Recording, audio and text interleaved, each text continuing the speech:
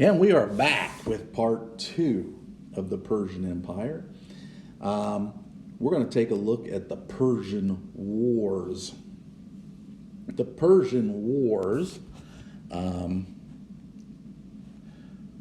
Persian Wars were a time when the Persian Empire looked to expand its empire westward to conquer the land of the Greeks, but it wasn't as easy for the Persian Empire there as it was in the rest of the world. If you look at a map of where Greece is, look at Macedonia and Thrace and that region of the world, and you'll see that it is quite mountainous. And that is going to be a key that the Greeks are going to have. The Athenians had won at the Battle of Marathon, but they certainly had not destroyed the Persian army. So let's take a look first at the Battle of Marathon. In the Battle of Marathon, the Persian army came ashore from the Persian boats. Now, if you look in the background, you can see there's steep mountainsides. And so even though the Greeks were outnumbered, what they did was they made the outside of their army stronger and the middle section intentionally weaker. Well, what they ended up doing was surrounding the Persian army and basically trapping them between the beach and the cliff sides, close to where Heracles' temple is. And by doing this, they were able to defeat the Persian army. Now, this was a huge upset. The Persians would then be surrounded, as you can see, and they were basically crushed. Now, after the Battle of Marathon,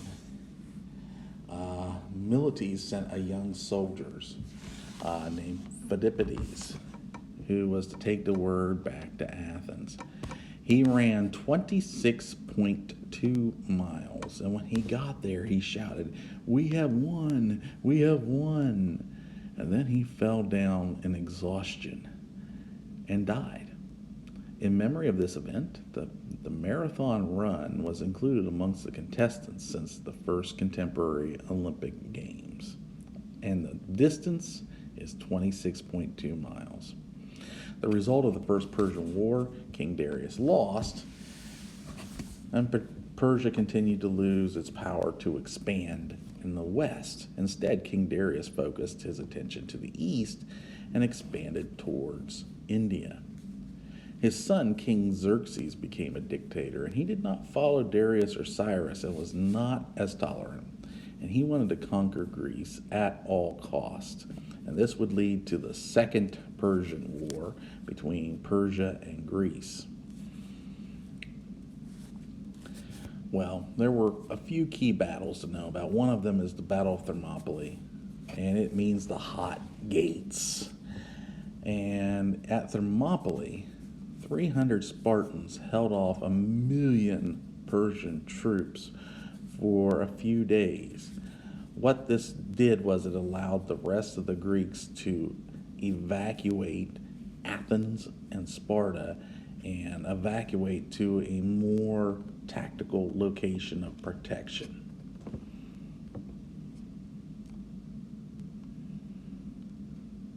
Now, the best troops in the Persian army, they were the immortals, right? How many immortals were there? 10,000. That's right. We mentioned that in the last video. They were supposed to be invincible, but the Spartans proved otherwise. The Persians eventually broke through, but in the meantime, Athens was deserted and they evacuated to the island of Salome. And the Athenians forced a naval battle there at the Battle of Salome. Now, the Greeks had an advantage. They had this boat called a trireme. They're small. And you might be, well, why are small boats an advantage? Well, they're nimble. And so what the Greeks did was they drew the Persians into a very tight area around the island. And they put their women and children He basically used them as bait. Now, that sounds cruel, but that's what they did.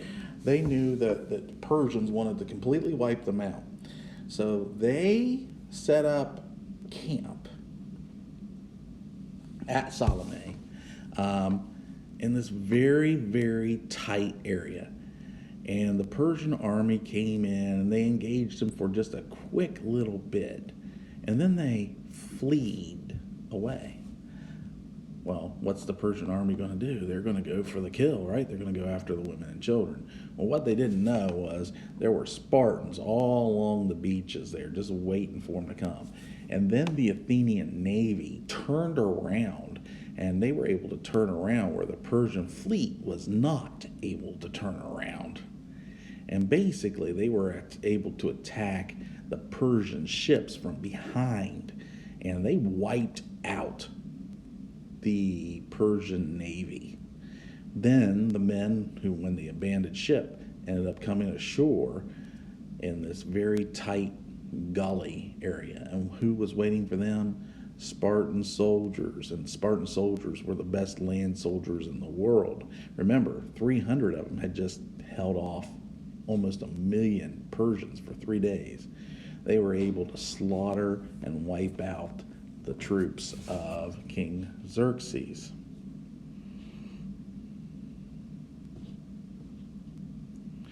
The result, King Xerxes lost.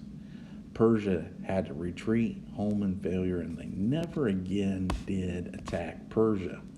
Also, I'm going to say as a side note, eventually, this is going to give a Macedonian the idea of attacking Persia itself. And his name would be Alexander the Great. Now, Alexander the Great wouldn't come onto the scene for another 100 years or so. But in 323, he goes from Macedonia and he begins to attack outward. And by 333 BC, Alexander the Great and his trusted general Parmenion defeat the Persian king Darius III on an uneven coastal plain south of Isis. Later, Persepolis would be burned to the ground, and Western civilization center moves from the Fertile Crescent to Europe. So our cultural beginnings began in the Fertile Crescent, but the center of that culture is now going to move westward to the Greeks because of this battle of Alexander the Great. Something else I want to point out too, if I can, is that one of the biggest regrets of Alexander the Great that he mentions in any of the writings that come from him is the burning of Persepolis. He saw it as a big mistake in his part because he thought the city of Persepolis was incredible. Alexander the Great would conquer the Persians and would have the largest empire the world had seen until that point in 323, and that we'll pick it up from there at another time. All right, hope you enjoyed this. Have a wonderful day.